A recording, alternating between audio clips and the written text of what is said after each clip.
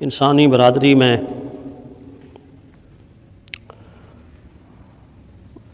تین شخصیات ایسی ہیں کہ جن کی پیدائش انوکھی بھی ہے اور عجیب بھی ہے اور باقی انسانیت سے ہٹ کر بھی ہے۔ ان میں سے دو مرد اللہ کے نبی ہیں، ایک حضرت آدم علیہ السلام کہ جن کو اللہ تعالیٰ نے بغیر باپ کے اور بغیر ماں کے اپنی قدرت کے ہاتھ سے پیدا فرمایا۔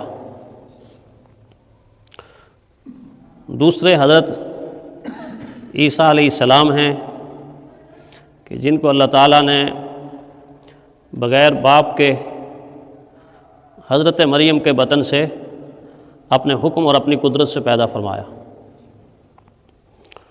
اور تیسری شخصیت ہم سب کی دادی، ساری انسانیت کی دادی حضرت حوا کی ہے کہ جن کو اللہ تعالیٰ نے بغیر ماں کے پیدا فرمایا۔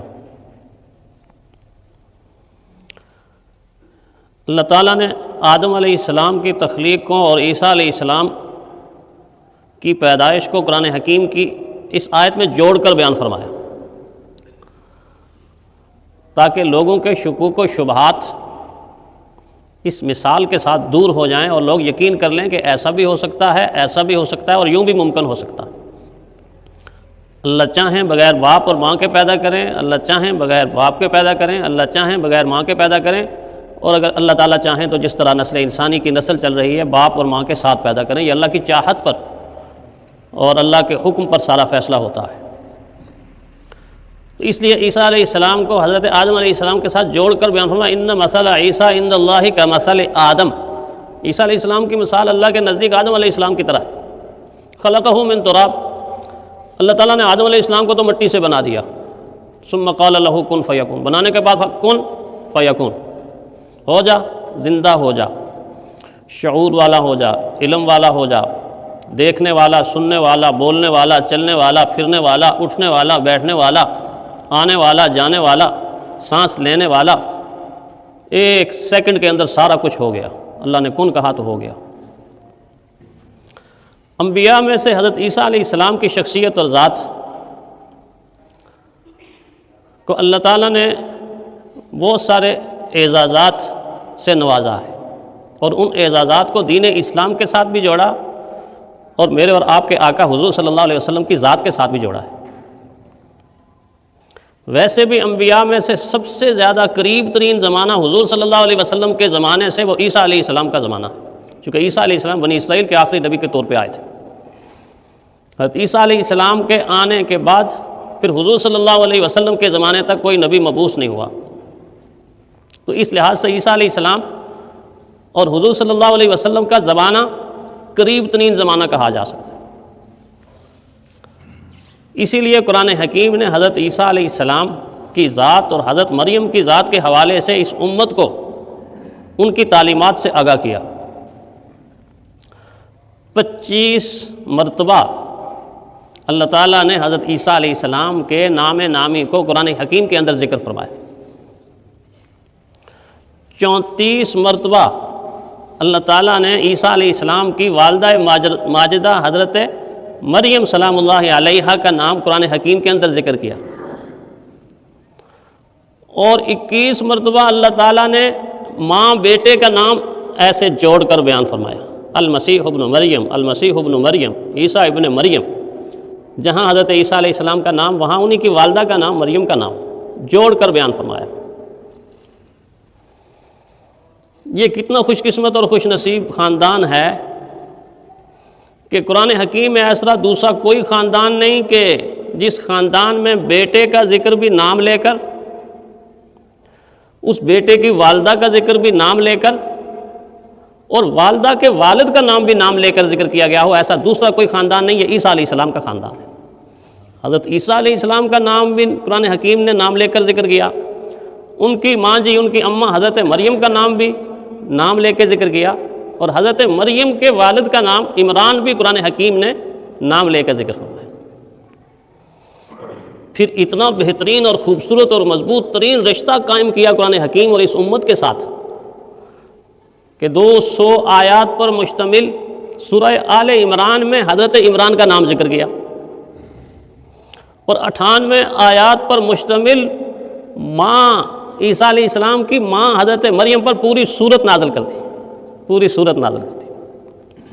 آپ دیکھیں تو صحیح کہ کیا شان ہے، کیا عظمت ہے، کیا رفت ہے، کیا بلندی ہے، اللہ تعالیٰ کے نزدیک ان کا کیا مقام ہے کہ 1,24,000 نبیوں میں صرف حضرت عیسیٰ علیہ السلام کے بارے میں قرآن حکیم نے مجھے اور آپ کو اس چیز سے باخبر کیا کہ سارے انبیاء نے حضور کے آنے کی خوشخبری تو دی، لیکن نام لے کر، میرے اور آپ کے آقا کا نام لے کر جس نبی نے اپنی امت کو حضور کی خوشخبری سنائی وہ حضرت عیسیٰ علیہ السلام، مبشرم برسول یأتی من بعد اسمہ احمد، اپنے امتیوں کو کہہ رہے ہیں، عیسیٰ علیہ السلام اپنے امتیوں کو کہہ رہے ہیں، اے میری امت کے لوگوں، میرے بعد ایک ذات آنے والی ہے، ایک شخصیت آنے والی ہے، ایک ہستی آنے والی ہے، ان کا نام نامی اور اسم گرامی اسمہ احمد، احمد ہوگا۔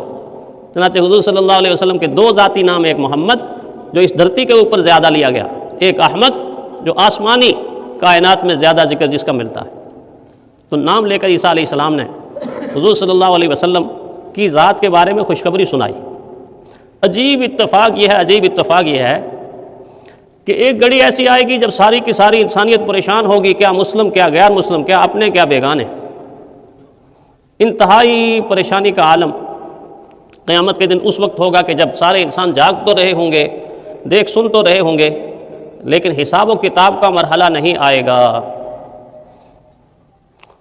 اور اس وقت لوگ انبیاء کرام کے پاس سفارش اور شفاعت کے لیے حاضر ہوں گے۔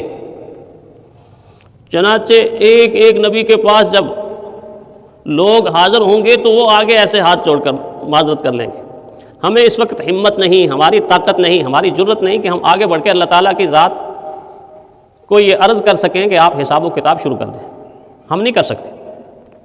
چنانچہ چلتے چلتے جب لوگ حضرت عیسیٰ علیہ السلام کے پاس آئیں گے تو وہ مشکل کا حل بتا دیں گے، مشکل کا حل بتا دیں گے۔ عیسیٰ علیہ السلام کو یہ اعزاز بھی ملا۔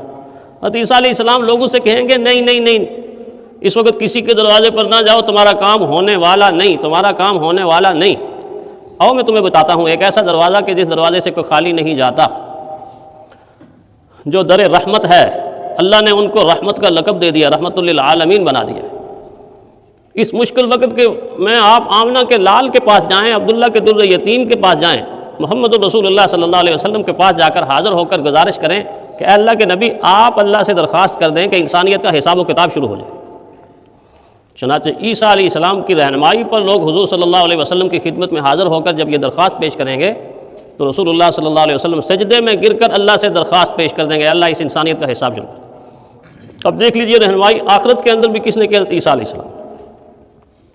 پھر عیسیٰ علیہ السلام کی تعلیمات کو قرآن حکیم میں جگہ جگہ جگہ جگہ امت مسلمہ کے سامنے رکھا گیا، اس نیت سے بھی کہ جو ان کے نام لیوا ہیں وہ قرآن حکیم سے رہنمائی لے کر عیسیٰ علیہ السلام کے حقیقی وارث بن جائیں، دین اسلام کو قبول کر کے، حضور صلی اللہ علیہ وسلم کی شریعت کو قبول کر کے۔